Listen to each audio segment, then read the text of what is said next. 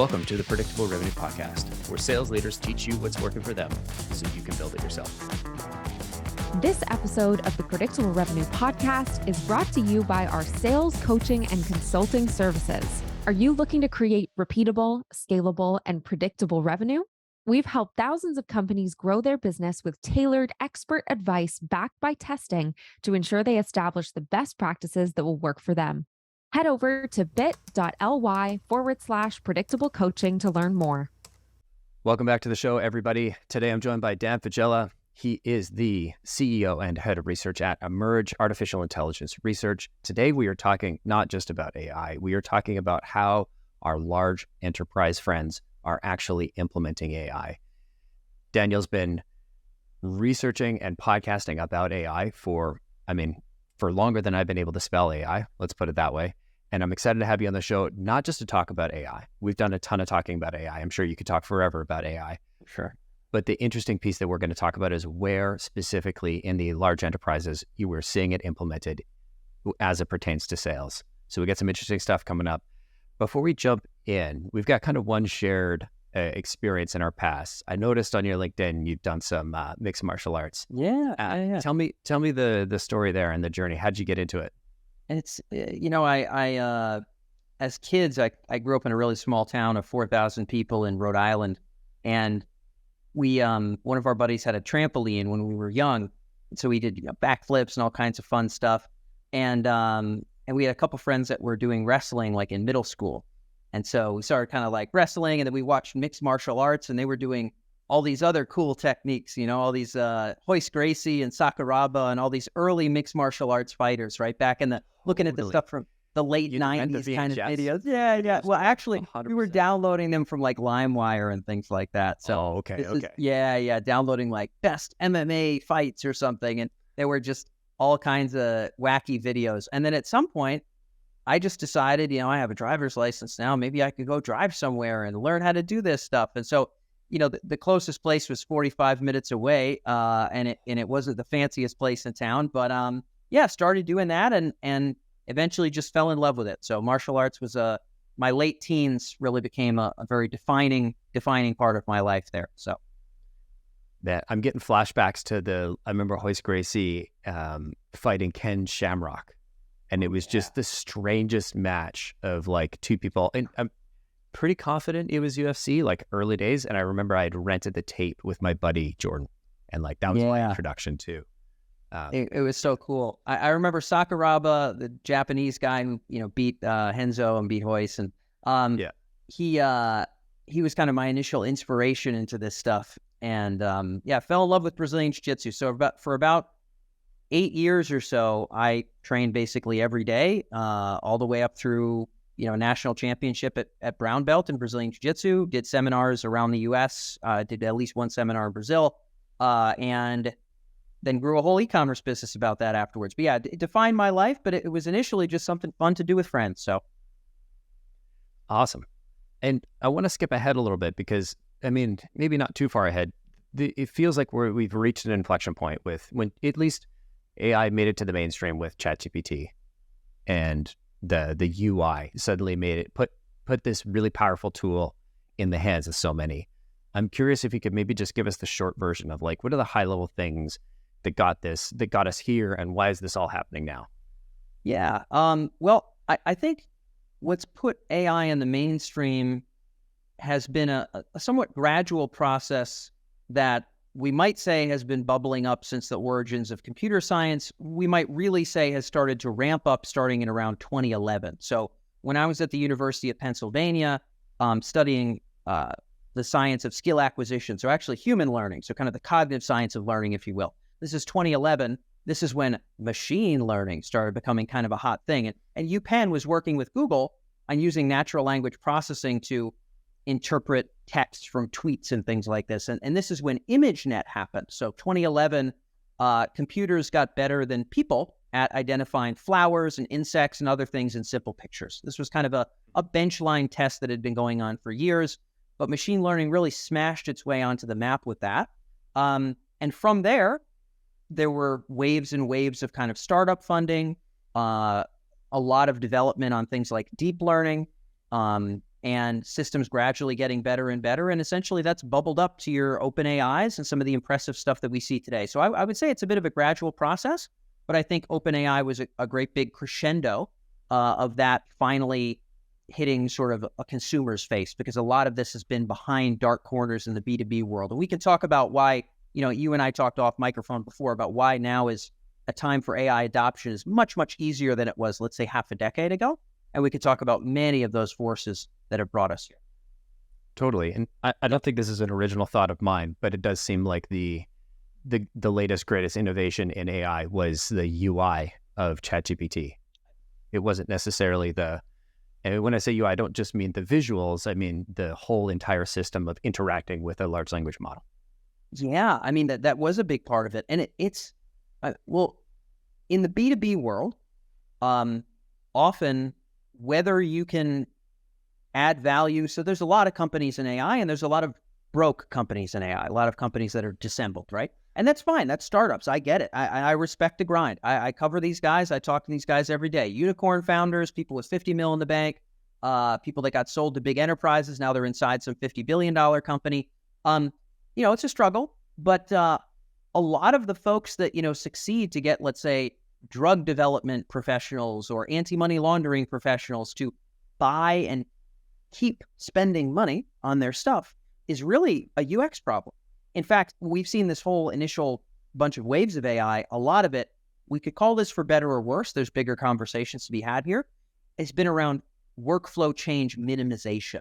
In other words, how small is the change to my life for me to have to pay you to get benefit from AI?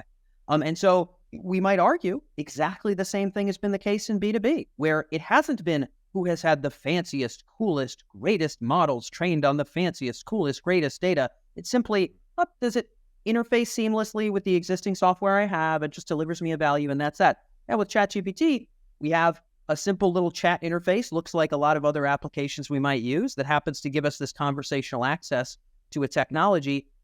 And then you get Twitter taking it viral, you get a lot of factors turning it into something really big. So yeah, UI, UX, been a big deal from the get-go. It reminds me of a conversation I've been having with it's a fairly large SDR team. They got about 120 SDRs. And I could confidently say, like, what we're going to do for them is automate their SDR research and cut down the amount of time it takes an SDR to like research an account, which is going to effectively double their SDR's activity. And when we were implementing a couple of tools, I was working with their enablement people, and the comment was, these guys are allergic to new tools.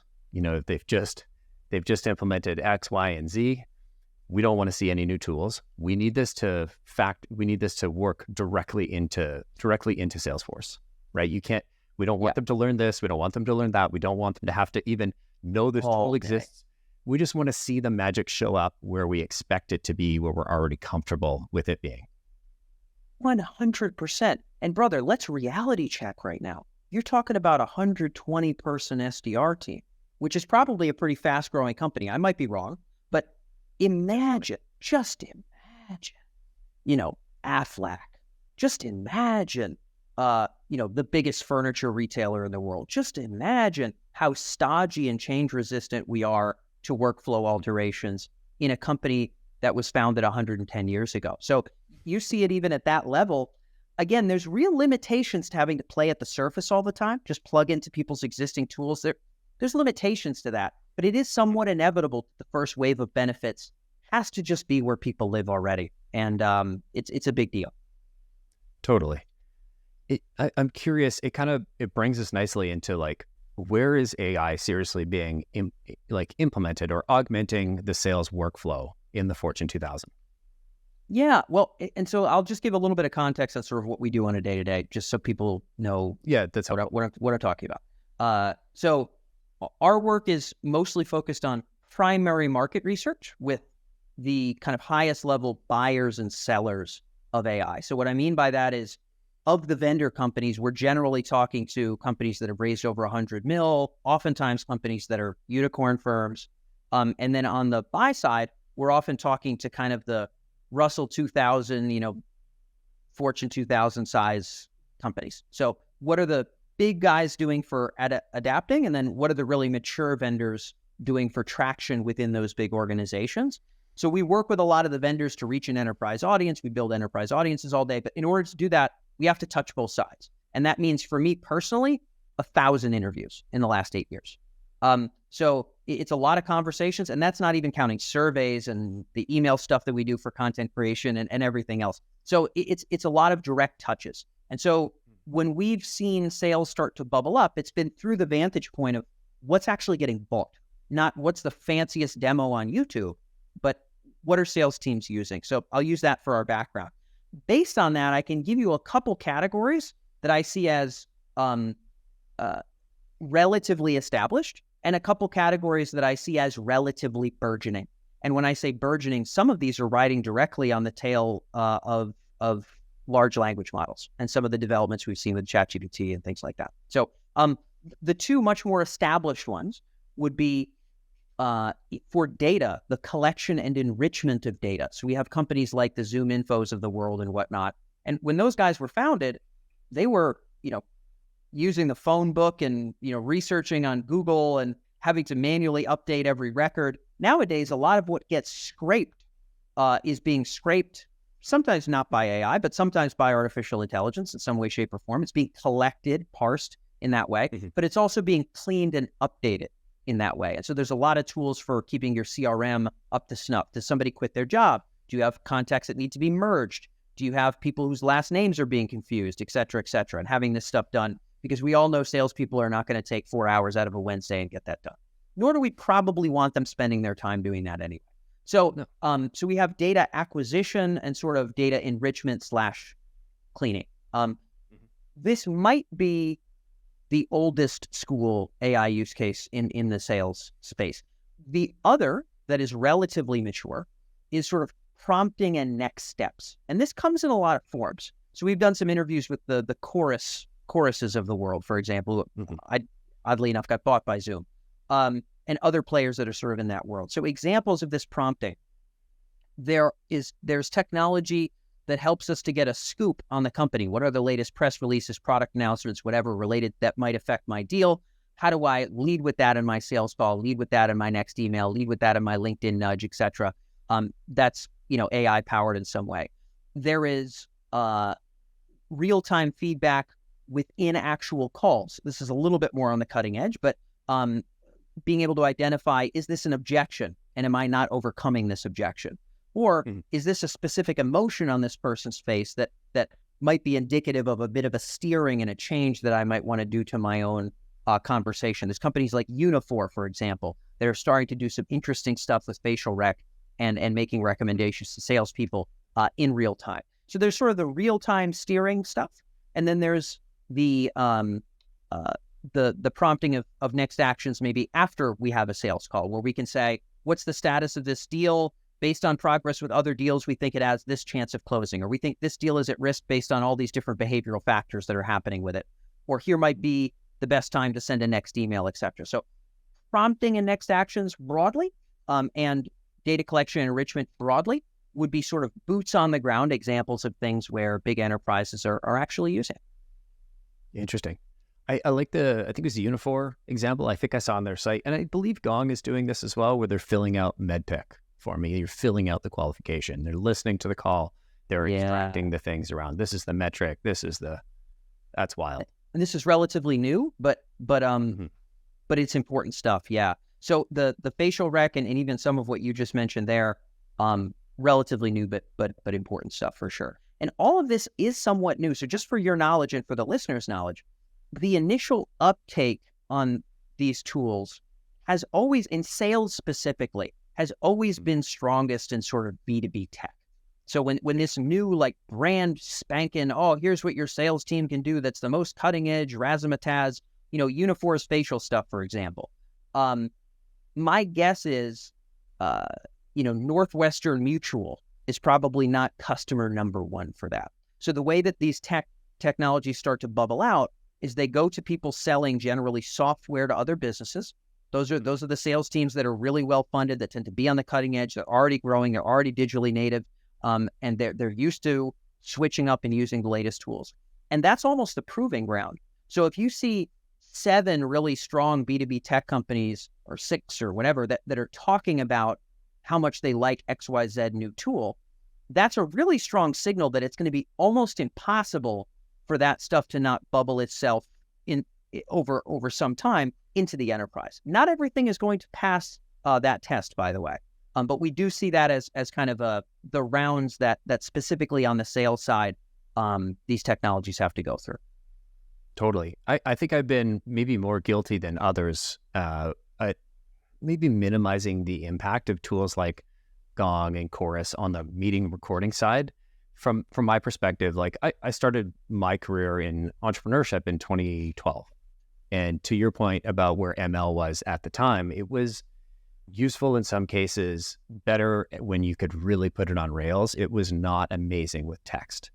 And so when I look at, the capability and the capacity of, say, a meeting transcriptions offering using AI 5 years ago was garbage. Yeah. The nuance, the context. It's better now. You use tools like Whisper or, on the back end, if you're using OpenAI or GPT-4, like I'm sure GPT-4 is much, much better than even, 3.5 was 6 months ago.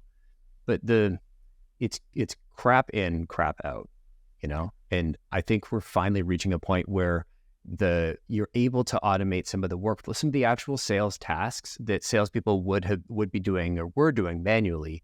Now that the transcription has reached a certain inflection point. Absolutely. I mean, transcription, taking into context emotion and inflection and things along those lines, to be able to look at where did the objection come up? Did we handle it? When did we start talking about price? And was that later than we ought to have in our normal half-hour call? Or was that just about where normally we're going to hit our sweet spot? And these are all things that we can only visualize in an analytic sense, because AI can listen in on the call and drop that stuff. So being able to, that kind of next best action prompt is part of a bigger picture of just being able to put analytics on something that was otherwise dark, which to your point was kind of the text and voice stuff. Very, very dark world until we had AI that was capable of dialing it. Totally. And it's kind of the combination of the two. It's the text and the information that you're getting out of the calls, and it's the wrong word to describe it, but the sort of the graph, the lattice work of your previous sales history as an organization, right? It's all of that activity history in all your old Salesforce ops, your leads, your all of that. And when you combine the two of them, that's when it can get really deadly at scale. Yeah, and I think we've yet to see what deadly at scale looks like, to be honest. I think deadly at scale is going to evolve probably in really well-funded B2B tech companies. And there's going to be tools and competitors that start offering things downstream to the point where you're going to be able to have 3 salespeople literally moving the weight of 12 salespeople in terms of the research being done, the email copy being done, the follow-up notifications being done, the LinkedIn pings being done. Maybe not everything being automated, but so much of it being put in simplified dashboards and simple ways of follow through. We haven't begun to fight in terms of what this Frankenstein looks like when we actually cobble it all together. And there's even more applications in the near term that we're seeing sort of become inevitable next waves too. We talked about the 2 that are very much in the enterprise now. I got a handful of those as well whenever you're ready for them. I want to go to those in a minute. I do want to sidebar on. I heard your comment a minute ago about, an organization accomplishing with 3 SDR or with 3 salespeople what they used to accomplish with 12. And if I'm an AE listening to this call, I'm thinking, shit, they're going to need 1/4 of me, right? Or they're going to need 1/4. The competition just got 4x harder for all the new sales roles, which I think in some ways is going to be true. But it seems like at the same time, this is also going to open up a lot more jobs that are not closing roles, because to make the supporting technology work, there's going to be additional sales ops, rev ops, AI ops roles that are going to be needed. Is that something you're seeing? Am I off base, or do AEs really need to be worried that, hey, there's going to be a 75% reduction in demand for talent?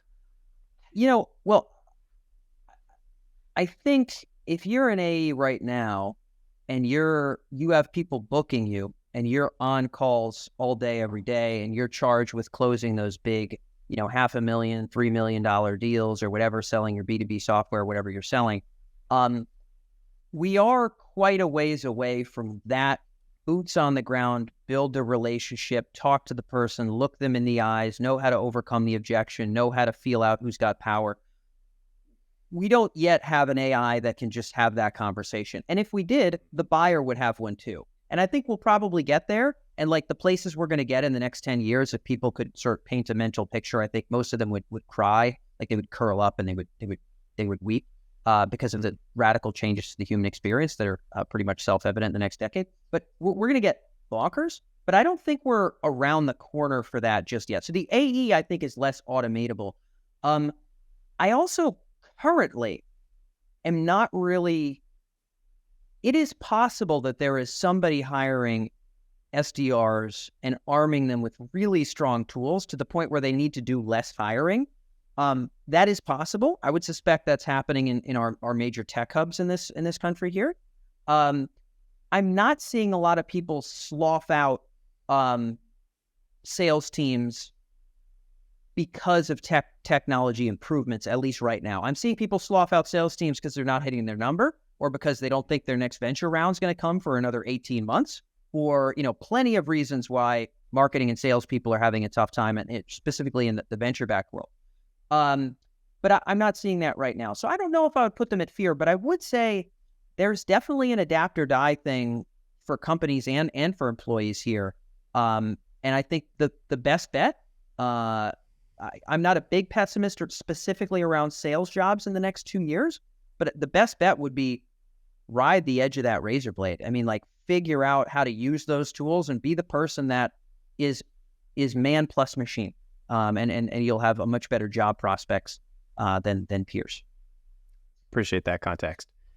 Pushing out from the data ecosystem, real-time guidance, what's kind of coming next? Or what are, maybe not coming next, but like, what are some of the other things that are maybe less commonly implemented right now that are starting to bubble up a bit more? Yeah.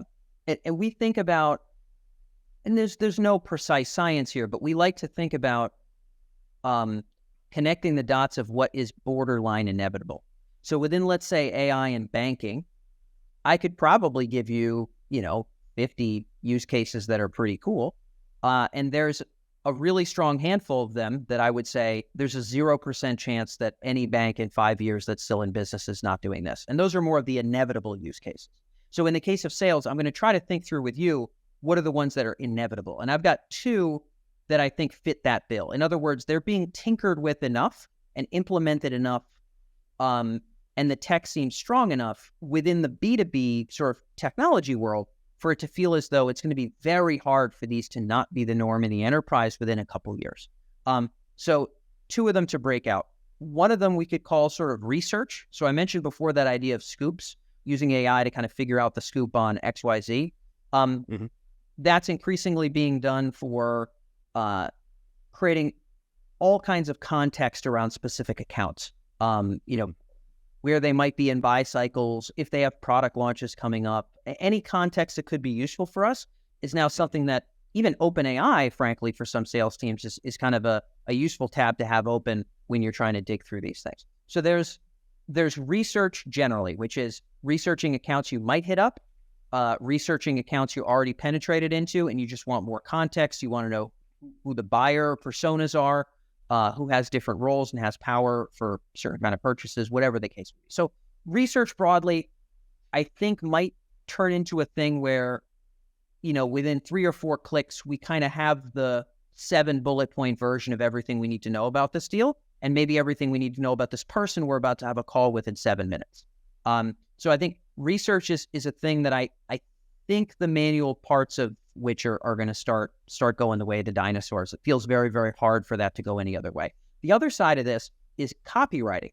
So, there have been, and going back half a decade, we've got founders doing email subject line testing with AI, going way back. There's companies like Persado that are doing landing page testing stuff. And I've talked to some people over there, kind of interesting technology. Not entirely wielded towards sales, at least for the time being. Certainly wasn't how they were founded, but maybe they can make that pivot. But there's even people with the OpenAI tabs open saying, okay, give me a permutation of this email, except I've already had 2 coffees with this guy, so we're pretty chummy. And their biggest goal is to make sure that their industry knows about them before this big Gartner conference. And it's not going to be something I want to send immediately, but if it can do 85% of the legwork, and God knows a decent follow-up email can be a half-hour project, even if it's short. In fact, I might argue the shorter, the harder, Abraham Lincoln style, if you will. And so Totally.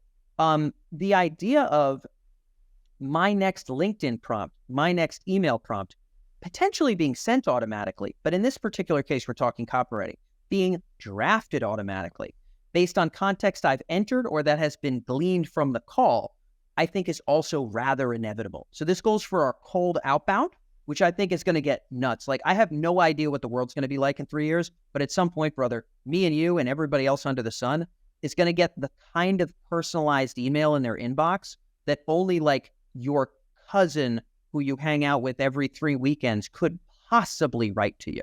Like, those things will be what is in your inbox. That's actually what marketing is going to be in like 3 years. Oh, dude, I can. Yeah, I'll show you some things after the podcast here. Oh, cool. I've got some of that stuff that it's semi-manual in that you have to set up the I'd love to check it plays out. and the personalizations. Oh yeah, I'll show you. I'm doing some, like, I wrote 639 personalized first lines last night at a click of a button, and it took me Wow. about prompt engineering. Yeah. So anyway, we've talked about this on the podcast, so I don't want to go super. Sure.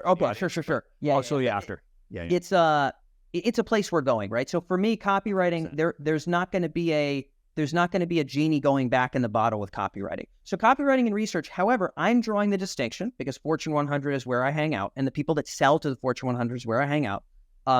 That 1,000 interviews, that stuff doesn't feel as though it's really deep in the game outside of maybe your Googles of the world. It doesn't really feel like it's deep in the game in the enterprise. However, it feels like it's going to make it there. So we've got 2 that are pretty well embedded, and then we've got 2 that are coming up.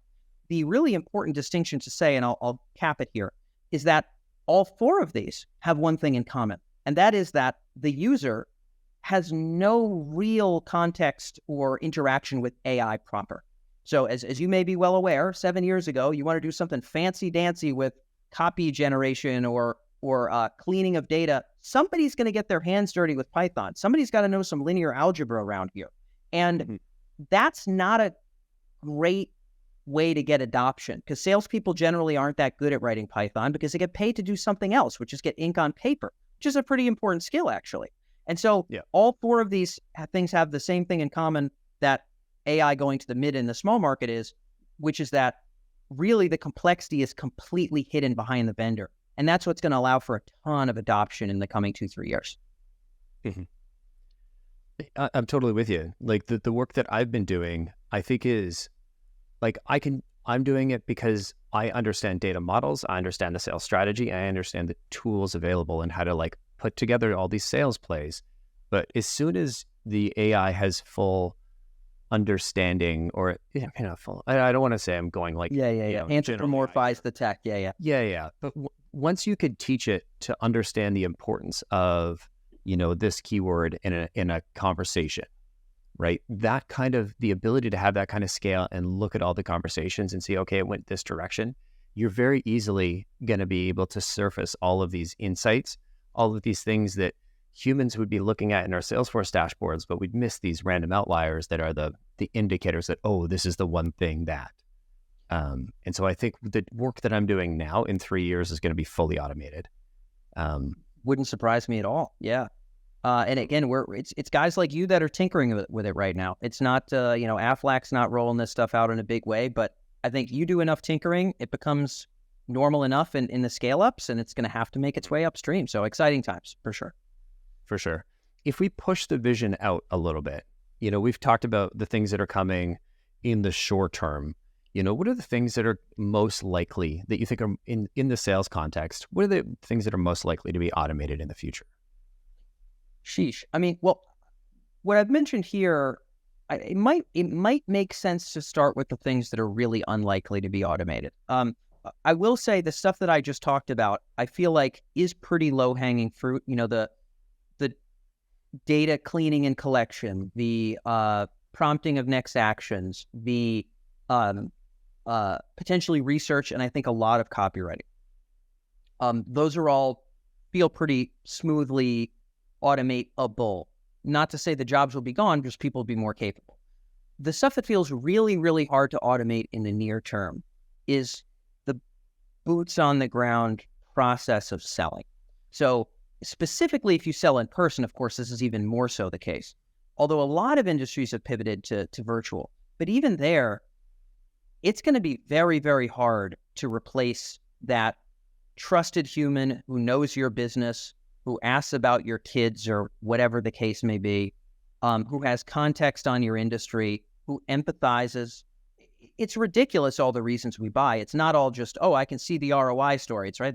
Do I get warm and fuzzies when I have a conversation? All the most ridiculous things. We are straight up just hominids. And I think our hominid software really works super well with other hominids. So I've got way more neurons for looking at your face than I do for looking at almost anything else in the world. Like human faces, man, I got a lot of neurons for that. So there's a lot of ways to engage that I think are going to be tough to take away boots on the ground. I will say by the time you can have an avatar close a deal, we have way bigger problems than job automation. Way bigger problems. Totally. Well, and I especially think that's true because if I think about, could the technology get there now? And like, even if the technology could get there now, would humans on the other side be receptive to it? Does a buyer, to your point, we have neurons specifically for interacting with other humans. Would I care as much? Would it be as interesting? Would it be as meaningful? Would I trust an AI on the other side to like, if I was having this conversation with an AI, would it be as interesting or as meaningful? Well, I'll tell you exactly how I think this rolls out. Now, if we LinkedIn chat in 5 years, we'll see how well this pans out, but I'm going to start rubbing the crystal ball for you. So if I'm buying auto insurance or ordering a futon for my guest bedroom, I may be just fine full-blown knowing and full-blown interacting with something human-like in AR, VR, etc. I think these screens, I've been for a decade just monstrously frustrated with the QWERTY keyboard and the screen being the core interface. It's just like obnoxious. So at some point, the whole spatial computing thing Apple's talking about, I don't care whose buzzword we use, doesn't matter. The AR, VR game is going to pop. And at some point, the way that we can engage, maybe some people will prefer chat. It's just how they like to engage. But for others, they just say, put me on with Geico. And Geico doesn't have to have you sit there and wait for the Philippines. They just, the little gecko shows up on the screen or whoever you want to talk to, and you just start asking questions.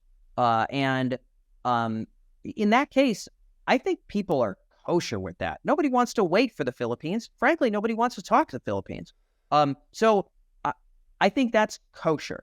I think if I'm spending $3 million and I'm overhauling everything I do CRM-wise for, a big insurance tech company, that's planning on doubling over the next 3 years or something like that, the consequences are way too high and I'm not going to want to have that kind of interaction. And one last thing, by the time I could fully buy that $3 million software with all that context, brother, talk about context. We got to look at the financial forecasting. We got to look at what my competitors are doing. This sales guy's not just reading prices here, right? I mean, this is robust context.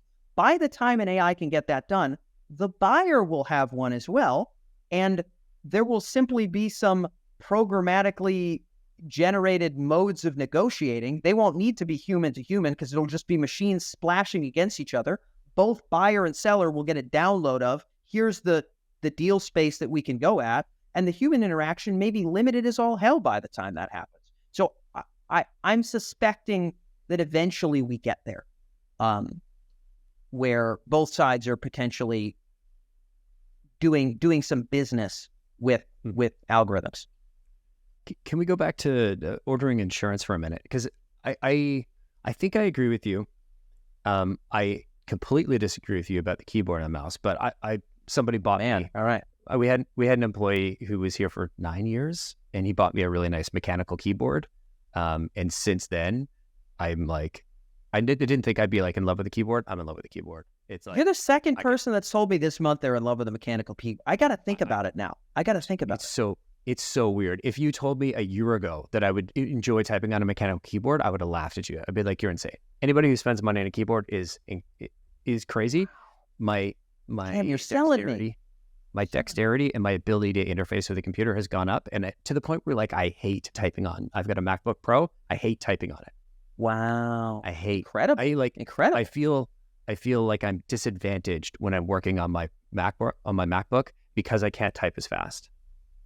Incredible. And it feels like I'm like 30 to 40. Anyway, I don't want to talk about keyboards. What I was thinking about was the experience of where I initially went was like, okay, I'm going to go buy auto insurance. It's not going to replace salespeople. It's going to replace order takers, right? Which I totally agree with. There we go. And if we think about, okay, what if my cell phone company implements this, right? Now I have to argue with an AI that is better than Chris Voss at negotiating. Like, as a consumer, I don't want that. Because I can tell you that one of the first things I do in those automated systems is I mash 0 to see if like I can get through.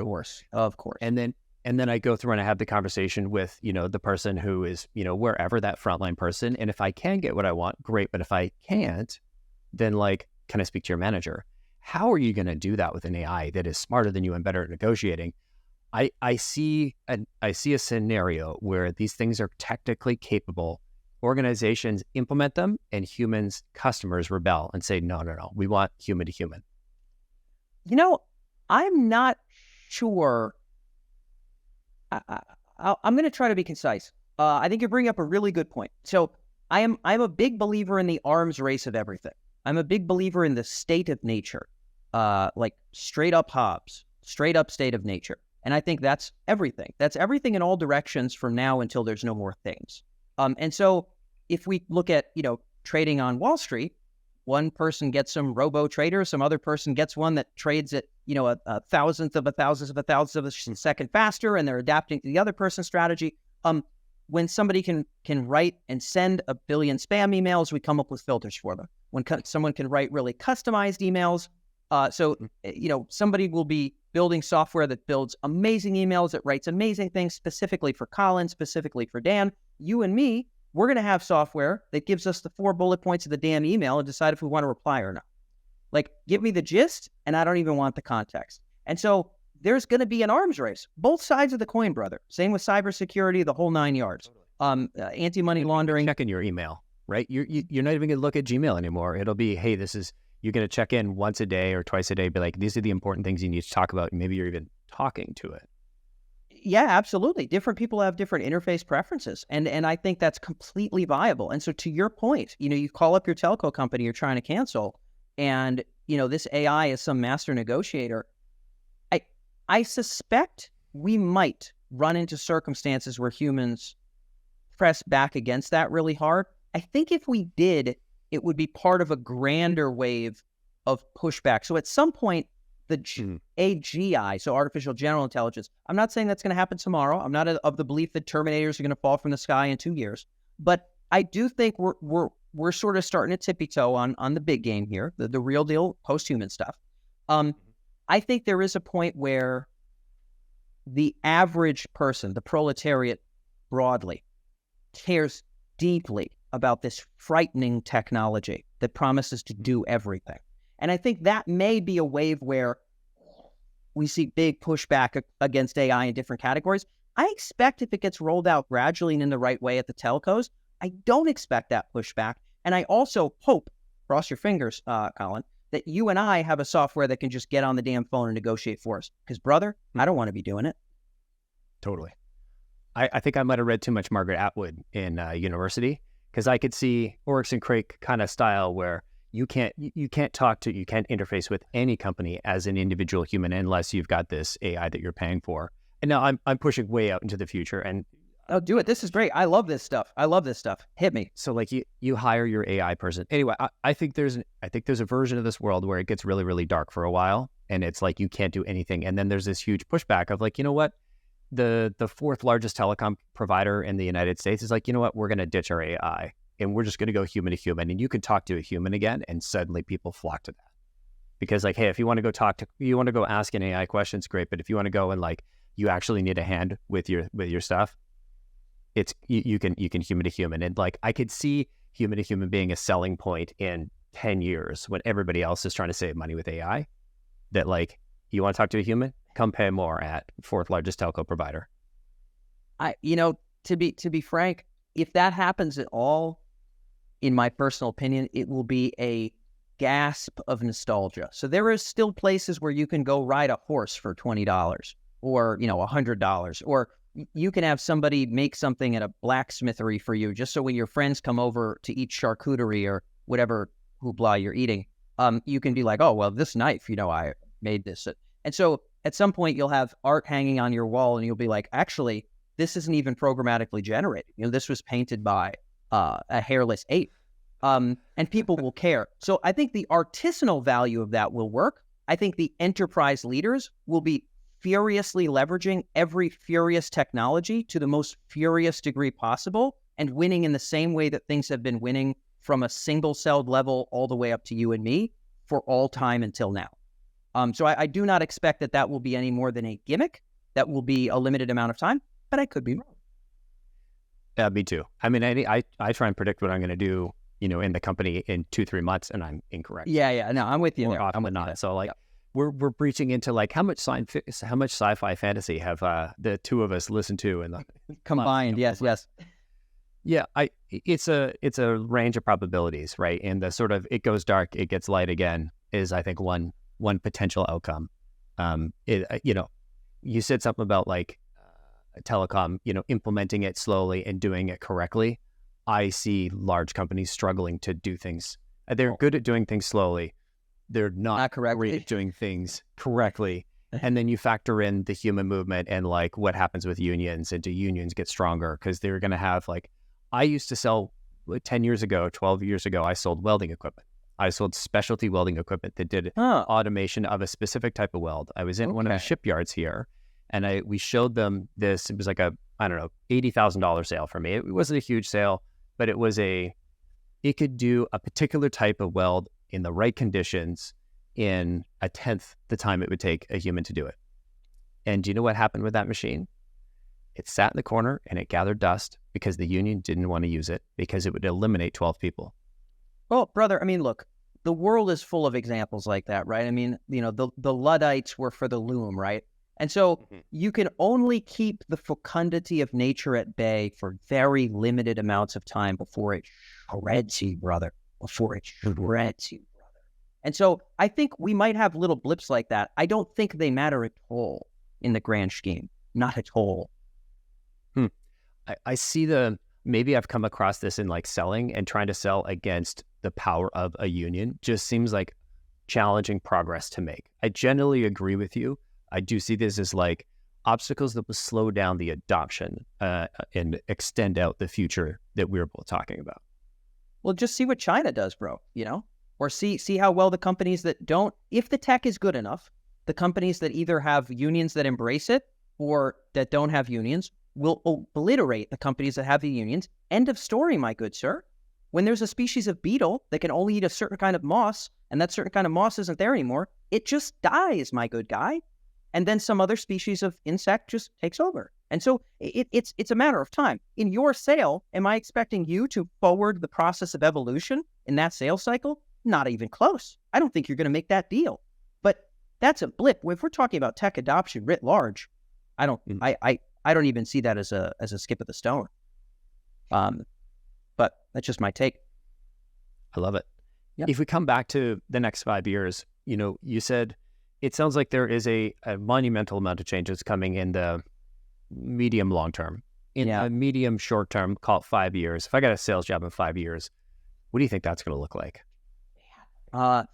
Well, undeniably, we're going to have a different, if you're working at Edward Jones versus if you're, selling Oracle's biggest clunky software to manufacturing companies or something.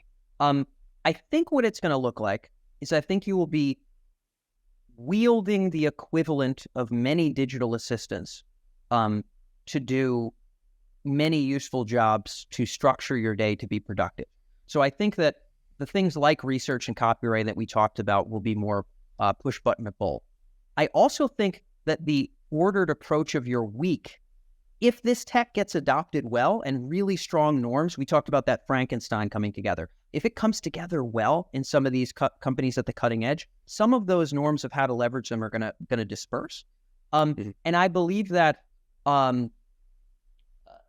the sort of what I'm attacking with the first half of my day, the back half of my day, will even be more well laid out for me based on the patterns of winning for people in my exact position or people with my sales style or whatever the case may be. So I think that you will have the equivalent of many digital assistants, and I think you will have a runway that is more crisp and clear, particularly at maybe larger companies, more established industries, than people do today by a great margin. And I think you might be twice as effective as the salesperson listening to this podcast right now. I love it. I want to end with a question for you. Getting personal, personal in your adoption of AI. Is there one or two tools that you've been using lately that you're thinking like, oh man, this is neat. This is something that people should know a little bit more about? Yeah, I mean, on our side, we're not on Gong or Chorus as of now. I think there's a certain size threshold where it becomes pretty inevitable. We're just not, across that chasm at present. I've been pretty consistently blown away with what we've been able to do with ChatGPT on the copywriting side and also on the content side. So we're in the content business. So, podcasts, articles, email copy, newsletter work, social, etc. We're not necessarily using it to run the show for us, but with the right prompt combination, it's actually been hard to find examples where it can't shave away some time. So I'm excited and convinced that there's a lot of that text work that will be able to be dialed in and ramp up in a cool way. And I'm excited to see where I'm going to be with the company in a year from now and how many things we're going to be able to have automated and running in the background. So in terms of tools in use today for me, that's probably our big example at this point, being a content business. Gotcha. Yeah. Daniel, thank you so much for coming on the show. This was a super interesting podcast. We went from like tactical sales stuff all the way out into sci-fi, fantasy fiction, or maybe the very near future. Who knows? Yeah. If people want to join in your, listen to your podcast, to check out the company, to see what you're doing, if they're thinking about implementing some technology and they're in the sort of Fortune 2K, what's the best way for them to get in touch with you? Sure. Yeah. So primarily, again, we work with vendor companies that sell into the Fortune 2K. So startups that are tuned in who are selling to Merck, Bayer, Wells Fargo, that kind of crowd. It's just emerj.com, emerj.com. Pretty easy to get a hold of us. As a contact page there. So most of our work is with that startup crowd looking to sell into that space. And in terms of tuning into the show, it's just the AI in Business podcast. So type it into Google, Spotify, iTunes, etc. The big focus there, Collin, again, is the Fortune 2000s talking about their adoption stories, and then the bigger successful vendors talking about where they're seeing the tech penetrate into their industry. And so if you got anybody tuned in who wants to know what that looks like in their space, insurance, banking, whatever, the AI in Business podcast is pretty easy to find. Right on. Thank you so much for coming on the show, and thanks to everybody for listening. Awesome. Thanks, Collin.